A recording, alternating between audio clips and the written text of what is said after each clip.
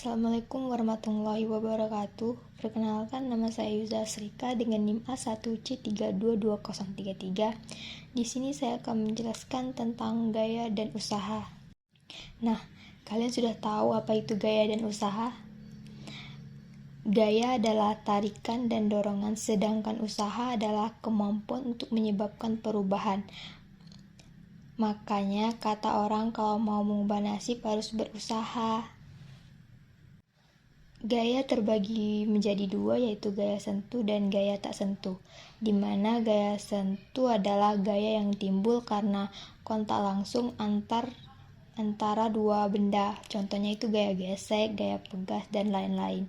Sedangkan gaya tak sentuh, gaya yang timbul tanpa kontak fisik antara dua benda. Contohnya gaya gravitasi, gaya magnet, dan gaya listrik. Nah, di dalam materi usaha dan gaya itu ada hubungan dengan hukum Newton. Hukum Newton menjelaskan tentang gaya yang bekerja di suatu benda.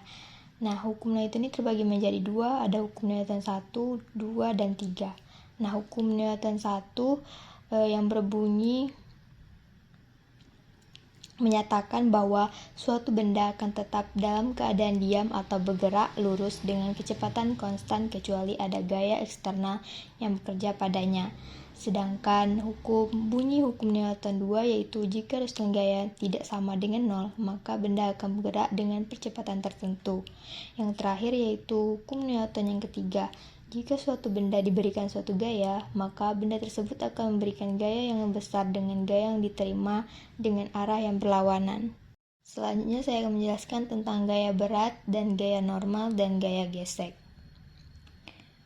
Nah, di mana gaya berat suatu benda adalah gaya tarik yang berasal dari bumi yang menariknya tegak lurus menuju pusat bumi. Sedangkan gaya normal adalah gaya yang bekerja pada dua objek yang bersentuhan dan tegak lurus pada permukaan bidang sentuh. Nah, gaya gesek adalah gaya yang dihasilkan akibat kontak langsung antara dua permukaan objek dengan arah berlawanan.